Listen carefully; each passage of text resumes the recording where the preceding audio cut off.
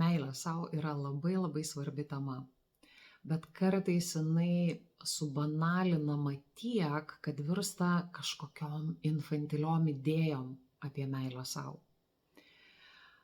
Apie ką nėra meilė sau mano suvokimu? Tai visų pirma, meilė sau tai nėra pataikavimas savo įpročiams. Meilė sau tai nėra vengimas tau nepatogių situacijų ir emocinio diskomforto. Meilė sau tai nėra kūrimas istorijų, kurios neturi nieko bendro su realybe. Meilė sau, mano suvokimu, visų pirma yra apie pastangas, apie tas pastangas, kurios tarnauja mums, tarnauja mūsų ateičiai, kurios yra mums naudingos, kurios mus augina. Ir taip kartais mes eisim per emocinį diskomfortą iš meilės sau.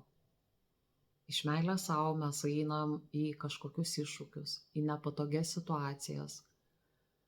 Todėl, kad meilė sau apie įsipareigojimą prieš save.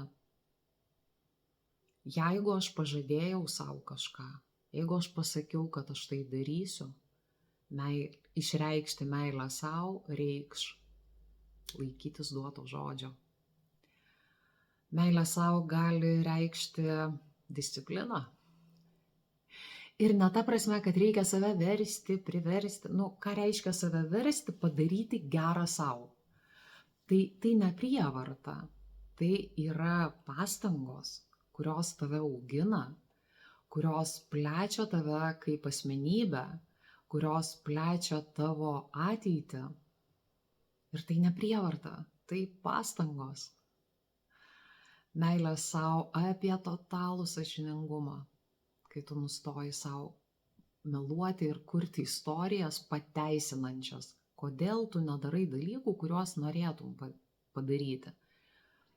Nes kai tu darai tai, ką tu norėtum padaryti ir ką nusprendei padaryti, tai ir yra meilė sau. Man taip atrodo. Gal jums atrodo visiškai kitaip.